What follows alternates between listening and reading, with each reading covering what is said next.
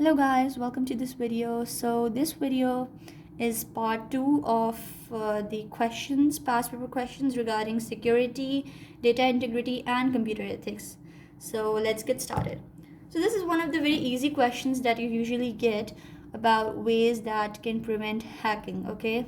And the usual options that we have are firewalls, strong passwords and user IDs, use of anti-hacking software, etc. But these two are some additional ways that you could write. So let's see which one is it. So number one is biometrics. Biometrics are usually these fingerprint scan or your face recognition. So what happens in here is that you need to remember like 2 points to write. I think that will be fine.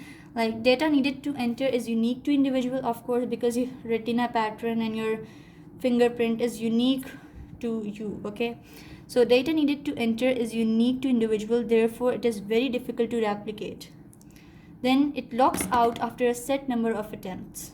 So that's a good thing to prevent hacking. And next one is two-step verification or two-factor authentication. So what happens here is extra data is sent to a device preset by user, making it more difficult for hacker to obtain it. Data has to be entered into the same system, so if attempted from a remote location, it will not be accepted. What I mean here is, for example, if you are signing into your Google account, for instance, your Gmail account, and you've enabled two-step verification or two-factor authentication, it's the same thing. So when you sign up for that, or you log into that, so what happens is you get a confirmation message on your phone maybe or other device which says that is it you trying to log into this your Gmail account. So this is something which is two-step verification.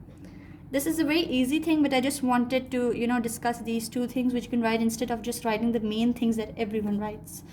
So now let's get to this one, computer ethics. So I know this is a very easy thing, like computer ethics, like everybody knows that, but the point is that in our book there's a lot of long things written in our computer science books.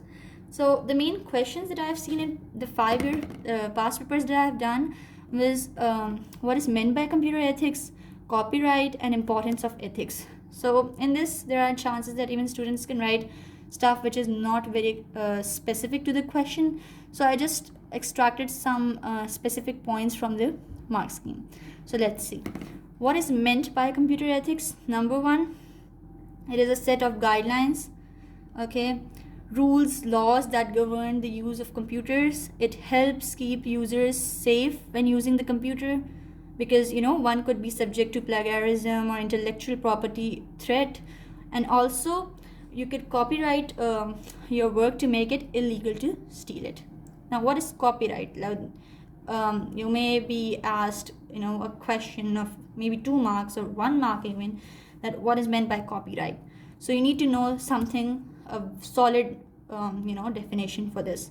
So you can write over here is this is the legal protection that a person can obtain to provide protection against his work being stolen, okay? So this is something which is quite easy. Now what about importance of ethics? So this was basically a 6-mark question. I must say this is free 6 marks for everyone out there who is attempting this question, but you need to make sure that you write 6 valid points which are specific and solid. So number one is that it helps stop the misuse of computers. It helps keeps users safe when using computers. It provides rules for using computers. It helps stop intellectual property theft. It helps prevent misuse of personal information, and the use of computers need to be governed. So I think these are some of the very solid points and very easy points that you can write for importance of ethics for 6 free solid marks. So I think this was the end of it for part 2. I'll be sharing more of these videos involving some past paper questions extracted from different topics for a quick chapter review. So don't forget to like, subscribe and share with your classmates and friends, and I'll see you soon in the next video. Bye.